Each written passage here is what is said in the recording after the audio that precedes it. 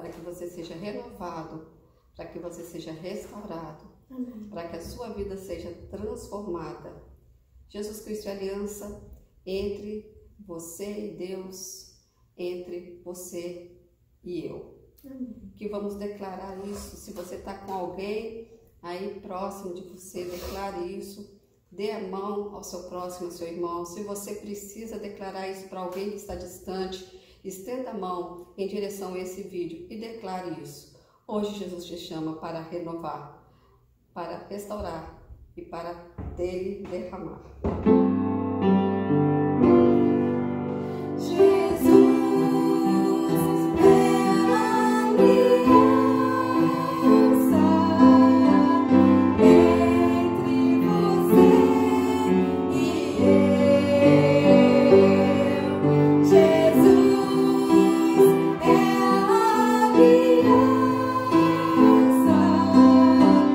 Entre você e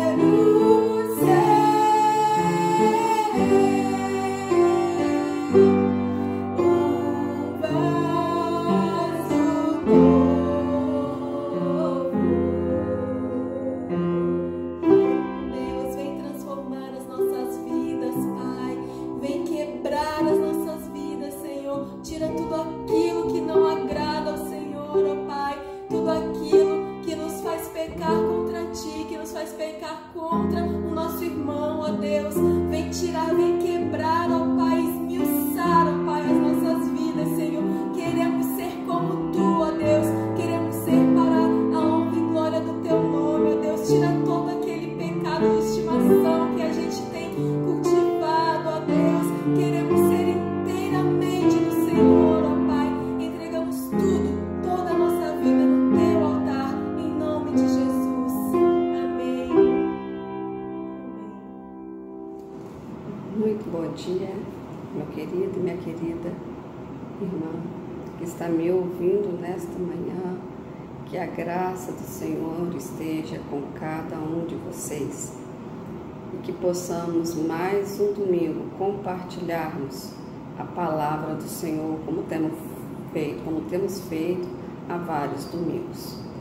Antes de continuarmos o estudo que estamos dando, gostaria de lembrar aos irmãos que o estudo de escatologia e apocalipse se encontra na playlist deste canal do YouTube da nossa igreja.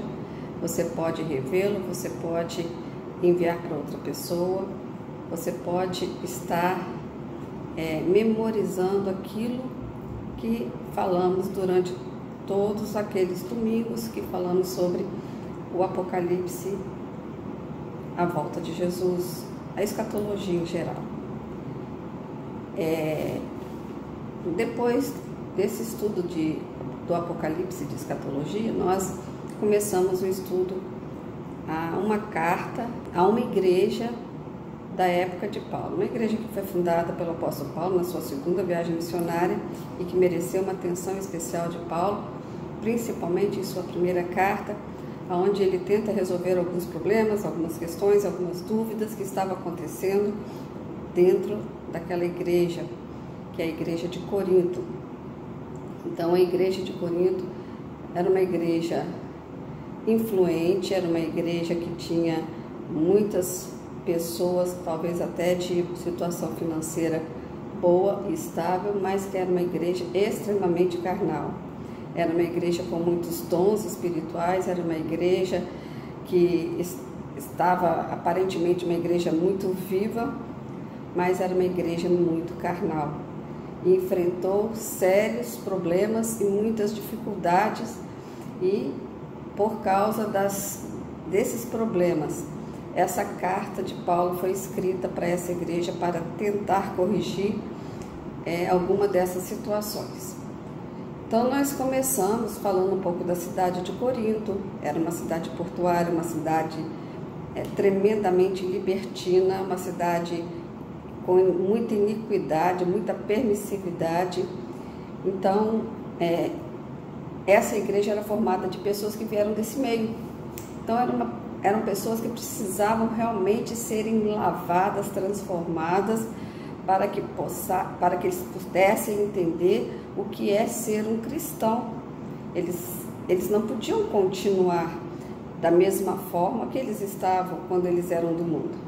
Então, Paulo, na sua terceira viagem missionária, estava na cidade de Éfeso, estabelecendo a igreja de Éfeso, onde ele ficou 2 anos e meio aproximadamente.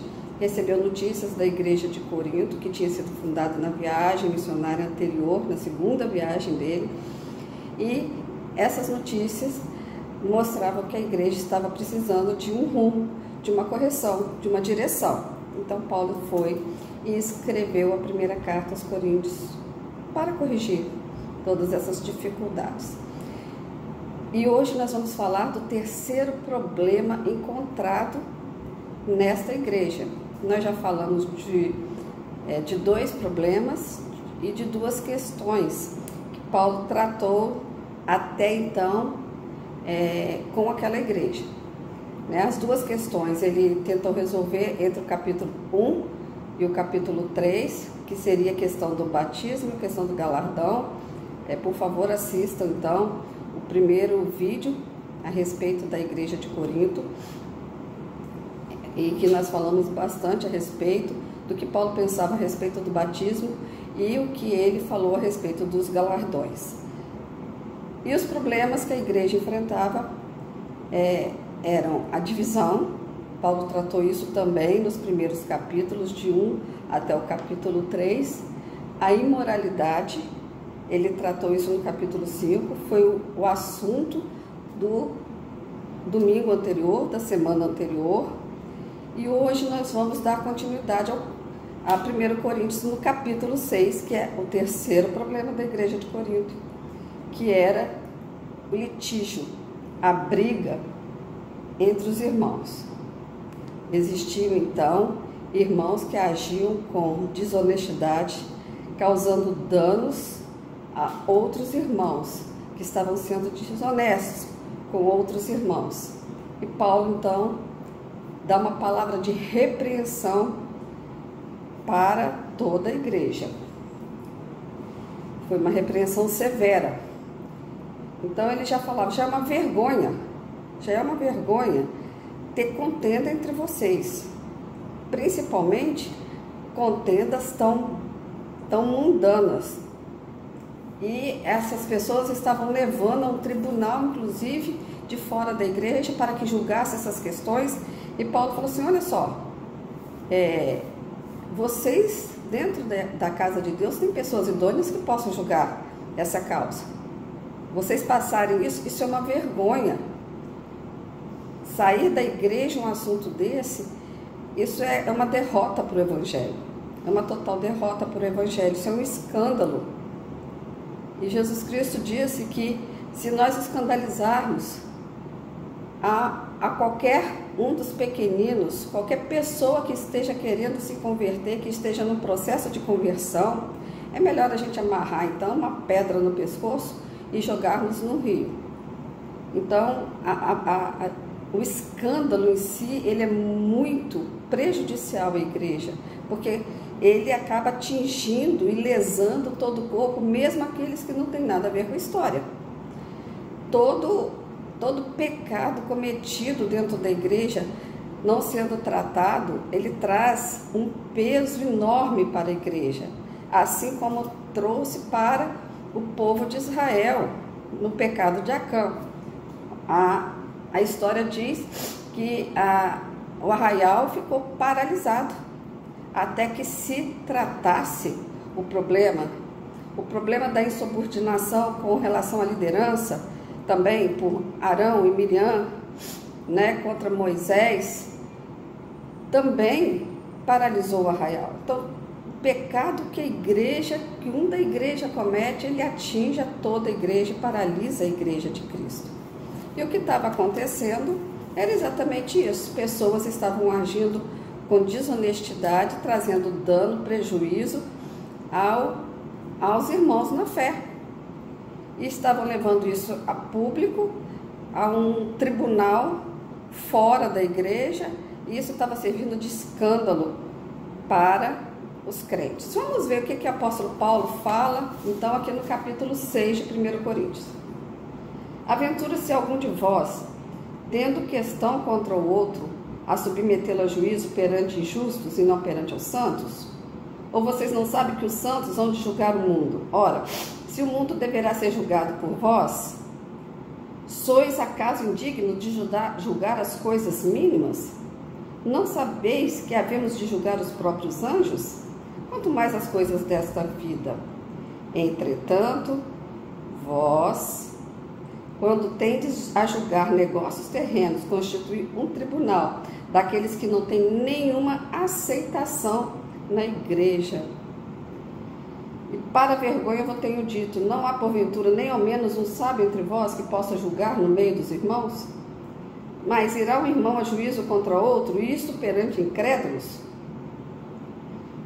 O só existir entre vós contendas, demandas, injustiça, já é completa derrota para vocês. Por que vocês não sofrem então o dano, a injustiça? Mas vocês mesmos fazeis a injustiça e fazeis o dano, e isto aos próprios irmãos. E se vocês observarem na sequência da leitura, logo no capítulo 9, no versículo 9 e 10, né, ele terminou de falar isso que eu li aqui, ele falou o seguinte: vocês não sabem que os injustos não herdarão o reino de Deus? Não vos enganeis. Os impuros, os idólatras, nem os adúlteros, nem os efeminados, nem os sodomitas, nem ladrões, nem os avarentos, nem os bêbados, nem os fofoqueiros, nem os roubadores herdarão o reino de Deus. Tais fosse algum de vós, mas vocês foram lavados e foram santificados e foram justificados no nome do Senhor Jesus Cristo e no Espírito do nosso Deus. Então ele estava dizendo aqui que alguns daquela congregação tinham sido daquele jeito. Eles eram pessoas injustas, desonestas, que davam e provocavam dano nos irmãos, mas eles tinham sido lavados, santificados e justificados, e não mais poderiam estar praticando aquelas coisas abomináveis no mundo. Então, no capítulo 5, quando nós falamos sobre moralidade, nós falamos que com essas pessoas não devemos nos associar nunca. Nunca. Aqueles que, dizendo-se irmão, forem ou praticarem determinadas coisas que escandalizam o Evangelho de Cristo, nós não devemos nos associar e nem sequer comer com eles. Então, é muito sério o tratamento das pessoas que não querem obedecer a palavra de Deus e as práticas cristãs. Como eu falei no vídeo anterior, ninguém é obrigado a ser crente, ninguém é obrigado a ser cristão, mas se você não pode dar o testemunho de um cristão, não diga que você é crente, não diga que você é um cristão. Você estará escandalizando o Evangelho de Cristo Jesus e trará sobre a sua vida um peso enorme de maldição. Então, se somos cristãos, se defendemos a mensagem do Senhor Jesus Cristo, somos embaixadores de Cristo aqui na terra, nós temos por obrigação de ter uma vida coerente com aquilo que pregamos, com aquilo que falamos. Senão nós estamos sujeitos a expor todo o corpo de Cristo a uma paralisia total. E muitas vezes nós não entendemos porque a igreja está paralisada. Então, o pecado tolerado dentro da igreja, o pecado sem disciplina dentro da igreja, ele traz um peso para a própria igreja. O autor do livro de Hebreus diz o seguinte, e isso ele trouxe de um texto lá do Antigo Testamento. Ele fala o seguinte: Deus corrige a quem Ele ama, Ele disciplina quem Ele ama e açoita a quem Ele toma por filho. Então, meus queridos, a disciplina, a correção dura, é bíblica, não pode ser por falta de amor, porque quando nós não nos importamos com o destino do nosso irmão, o destino que ele está tendo, nós estamos declarando para ele que nós não o amamos.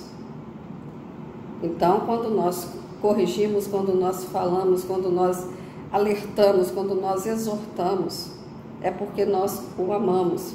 Nós não queremos vê-lo no inferno, porque a Bíblia diz que quem pratica essas coisas não herdarão o reino de Deus. Então, é um ato de amor a disciplina, a correção, mesmo que a disciplina seja dura. O autor do livro de Hebreus, ele fala, toda disciplina no início, ela não parece muito boa. Ela não parece motivo de alegria para ninguém, mas depois nós vamos colher os frutos dessa disciplina. Então, se estamos praticando coisas erradas e somos disciplinados, seja por um irmão, seja por uma liderança, seja pelos pastores da igreja, vamos louvar a Deus por isso.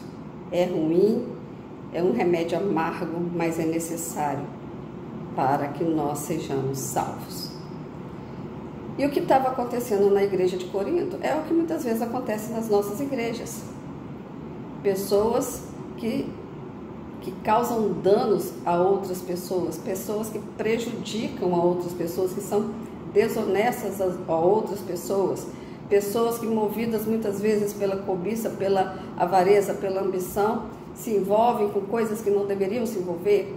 E nós vemos então que acaba acontecendo no nosso meio uma disseminação de uma prática considerada ilícita perante Deus e muitas vezes também perante os homens. A disciplina, ela serve para nos levar a um caminho. Eu já vivi muitas situações dentro da igreja, já vi muitas coisas acontecerem, muitos relacionamentos serem quebrados por causa de demandas, por causa de brigas, e na grande maioria das vezes por questões financeiras. É um irmão que pede emprestado para o outro irmão, já com a intenção de não pagar. É o irmão que emprestou, mas fica de uma forma desesperada, cobrando ao irmão que pegou emprestado e que não pode pagar. Isso quebra relacionamentos, isso destrói o amor. Então precisamos de uma direção de Deus com relação a questões financeiras, que é o que estava acontecendo na igreja de Corinto, né? Paulo, ele dá um conselho, né, bem interessante. Sofrer o dano causado por pessoas que não agiram com honestidade. Ou seja, eu fui inocente, me prejudiquei, mas eu agora assumo o dano e o prejuízo. Eu não fui inocente, eu sabia aonde estava entrando, mas entrei, errei tanto quanto o que me causou prejuízo. Mesmo assim, a Bíblia nos orienta que nós devemos sofrer o dano. Se nós queremos a bênção de Deus sobre as nossas vidas, nós devemos sofrer o dano. Todo dano, ele nos remete a uma atitude desonesta numa vida pregressa, numa vida anterior, antes de eu conhecer a Jesus. Foi assim com Zaqueu. Zaqueu, ele era um coletor de impostos, era um judeu, irmão daqueles judeus de quem ele cobrava impostos para o Império Romano. Mas ele não era simplesmente um cobrador de impostos honestos, ele era desonesto. Ele era uma pessoa que aceitava suborno. Mas o encontro dele com Jesus fez com que ele mudasse a forma dele ver as coisas. E Jesus não pediu nada para Zaqueu, mas Zaqueu, depois daquele encontro com Jesus, ele falou assim: Senhor, se eu defraudei alguém, eu quero restituir 4 vezes mais. E outra coisa, Senhor, eu dou 50%, a metade do que eu tenho, eu vou doar para os pobres. A atitude de Zaqueu depois do encontro com Jesus. Essa deveria ser a atitude dos coríntios, depois do encontro com Jesus. Não defraudar. Se não defraudava antes, por que começar depois que conheceu Jesus? E se já defraudava antes, por que continuar na prática desonesta? Então, a Bíblia ela é muito clara com relação a essas coisas. Meus irmãos, a igreja é algo sério. Eu vejo uma parte do diário de John Wesley, o fundador do metodismo, e ele falava assim: olha, eu fui obrigado a expulsar da comunidade 64 pessoas hoje. Aí começava a enumerar várias causas, né? Então ele falava: 2 por embriaguez, não, 2 por venderem bebida alcoólica, 17 por embriaguez, 2 por brigas, 1 por bater na mulher, por fofoca. Ele expulsava por fofoca, por maledicência, para que a igreja não pudesse ser contaminada nem contagiada. E os últimos 27 ou 29 ele expulsou por leviandade e mundanismo. É como nós falamos na aula anterior sobre imoralidade, um pouco de fermento, levé da massa inteira. Então vamos limpar o fermento velho, vamos tirar das nossas vidas aquilo que nos compromete com o Senhor, aquilo que compromete o nosso relacionamento, a nossa comunhão com Deus. Está na hora de nós nos quebrantarmos e pedirmos perdão a Deus e caminharmos na direção daquele que é o autor e consumador da nossa fé. Bom, esse então foi o terceiro problema, litígio entre os irmãos. Então aqui no capítulo 6, dos versículos 1 até o versículo 11. Oremos. Senhor Deus, de graça, de bondade, de misericórdia, que segundo a Tua palavra diz que o Senhor não nos trata segundo as nossas transgressões, segundo as nossas iniquidades, mas o Senhor nos trata segundo as Tuas muitas misericórdias. E é a razão pela qual, ó Deus, nós não somos consumidos. Nós temos pecado, nós temos errado, nós temos feito aquilo que é mal aos Teus olhos, não temos vigiado, Senhor amado, as nossas atitudes com relação aos nossos irmãos, com relação às pessoas que a gente ama e quer bem. E temos, ó Deus, trazido para muitos deles, Senhor, dificuldades, depressões, tristezas, angústias, Pai. Em nome de Jesus, que o Senhor nos perdoe, Senhor amado, porque nós temos nos omitido diante, Senhor, de circunstâncias que deveriam, Senhor, serem tratadas na Tua igreja. Nos perdoe, Senhor, porque cometemos erros, ó Deus, que contaminam o Teu corpo, que contaminam a Tua igreja, que disseminam, Senhor amado, o mal no meio da congregação. Nós não queremos ser responsáveis, ó Deus, pela paralisia do Teu povo. Nós não queremos ser responsáveis, ó Deus, porque o arraial do Senhor está paralisado. Mas nós queremos, ó Deus, em nome de Jesus, te pedir ajuda, te pedir perdão. Ó Deus, que os nossos pecados sejam perdoados pelo Senhor e lançados, ó Deus, no mar do esquecimento. Que haja verdadeiro arrependimento, Senhor, em nossos corações. Assim como o salmista no Salmo 139 disse: sonda, Senhor, o meu coração e vê se há em mim algum caminho mau. Corrige, Senhor, as nossas veredas e leva-nos pelas veredas eternas. Nos perdoe, ó Pai, nós te pedimos perdão, assim como Daniel pediu perdão por todo o povo de Israel. Ó Deus, nós te pedimos perdão pela nossa igreja, pelas demandas que existem, pelas dificuldades, pelos relacionamentos quebrados, ó Pai, pela imprudência muitas vezes, pela nossa inocência e incapacidade, Pai, de, ó Deus, fazermos aquilo que é reto aos olhos do Senhor. Nos ensina, Senhor, qual é a Tua boa, perfeita e agradável vontade para as nossas vidas em todas as áreas. Temos errado, temos falhado, temos colhido frutos amargos, ó Deus, desses erros, em nome de Jesus. Que o Senhor possa corrigir a nossa igreja, porque a Tua palavra diz que o Senhor corrige a quem o Senhor ama e açoita quem o Senhor tem por filho. Que possamos, ó Deus, nos alegrarmos com a correção, com a disciplina do Senhor nas nossas vidas, ó Pai, e estarmos produzindo frutos, ó Deus, frutos de arrependimento, frutos, ó Deus, para a comunhão do corpo, para que não haja quebra da comunhão do corpo de Cristo. Que o Senhor nos abençoe, que o Senhor nos dê uma semana abençoada, Pai, que possamos refletir, que possamos buscar o Senhor, buscar o perdão do Senhor, nos arrependermos, ó Deus, das coisas que falamos, das coisas que fizemos, das coisas, ó Deus, que deixamos de fazer ou falar. Que o Senhor nos abençoe e nos perdoe, é o que eu te peço, em nome de Jesus. Amém.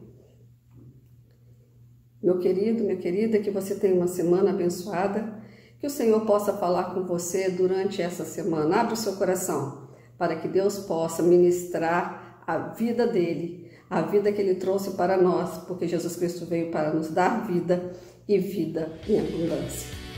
Amém.